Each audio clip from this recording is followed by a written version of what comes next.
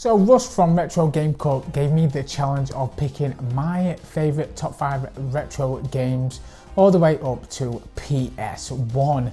Now this was no easy challenge by any means.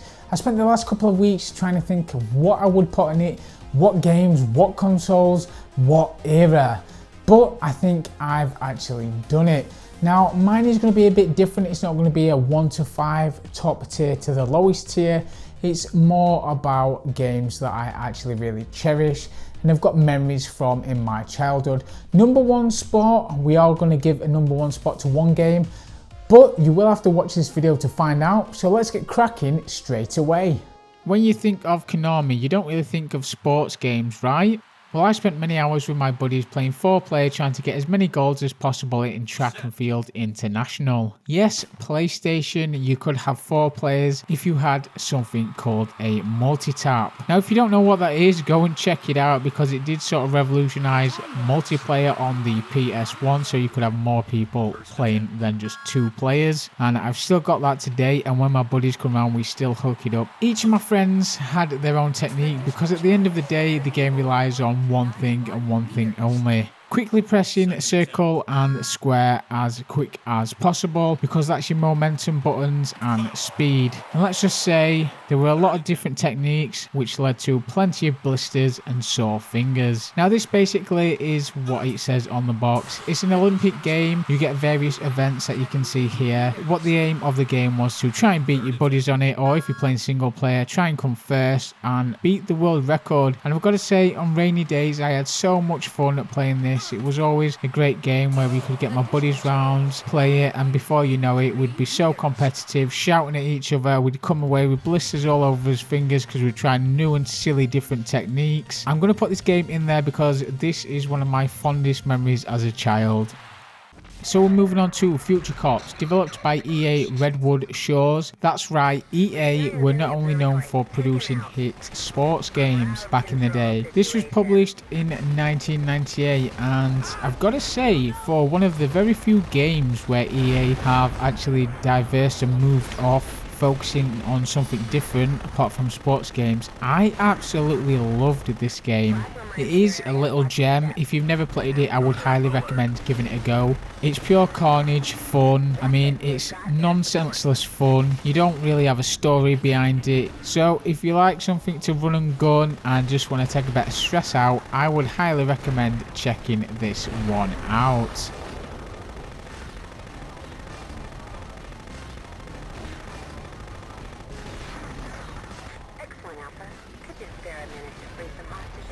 Now, as I said all the way through this, we're doing top 5, but for me, I'm not rating them really 1 to 5. The last one, I think, deserves to be at number 1, but the rest of them, I'm not rating, so they're just in any order. So the next one is Tony Hawk Pro Skater number 2. Before this game came out, I didn't really know much about skating or rock or punk music. Well, let me tell you, that changed everything.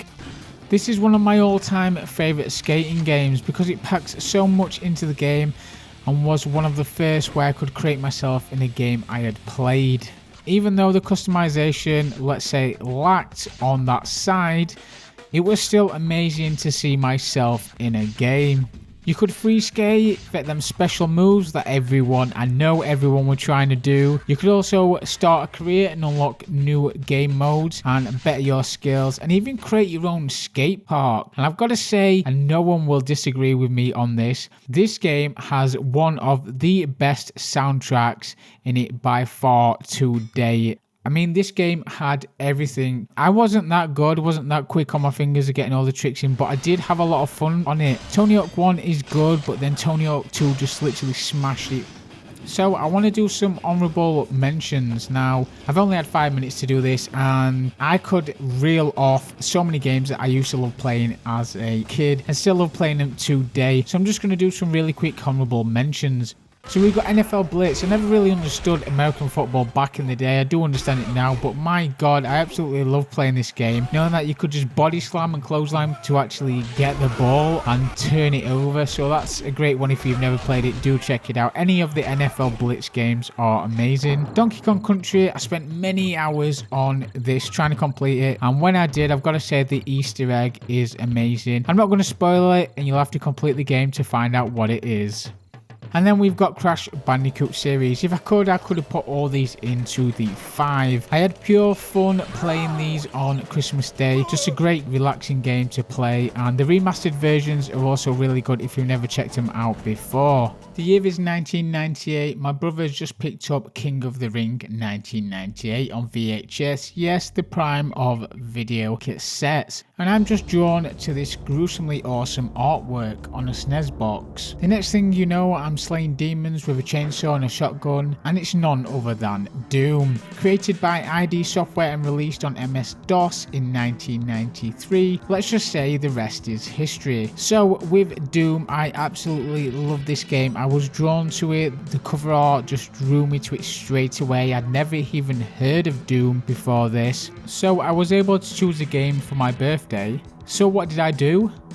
I chose Doom. So I was playing it, and oh my god, I was drawn to this straight away. My mum came in the bedroom and she was shocked because she couldn't believe what she had bought me because it was so gruesome. But she still allowed me to play it, so I did. What's great as well is it's still alive today. As we can see here, we've got the SNES version and we've got the PC version also, and we've actually got the Retroid Pocket 2 version as well, running Project Brutality. So it just keeps coming. Doom is still alive today in 2020, and it first came out all them years ago, which is really nice to see. So I've got to say, this is my #1 pick.